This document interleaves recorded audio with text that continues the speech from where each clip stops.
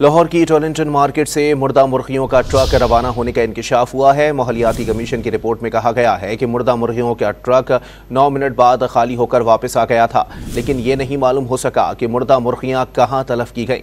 Lahore high court ने टॉलिंटन market में मुर्दा मुर्गियों को तलफ करने से मुताल्लिक तहकीकात का हुक्म दे दिया। मजीद जानते हैं डॉन न्यूज़ के नुमाइंदे राना बिलाल से। राना बिलाल, अपडेट कीजिएगा।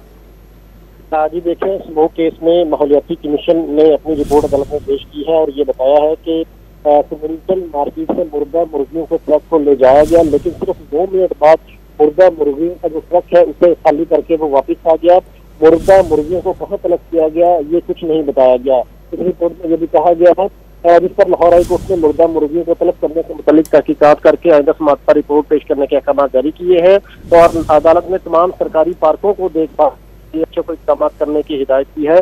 पीडीएमए ने अदालत को बताया कि हीट वेव की वजह से टेम्परेचर 50 से ज्यादा हो सकता है, जिस पर अदालत ने कहा कि ये अफसोसनाक है, इस गर्मी से पौधे भी मुतासिर हो रहे हैं। अदालत ने समाअत 1 हफ्ते के लिए मुलतवी कर ली है और तमाम मुतल्लिका अदारों से जो है वो अमल दरामद रिपोर्ट तलब कर ली है। बहुत शुक्रिया राना बिलाल अपडेट करने के लिए।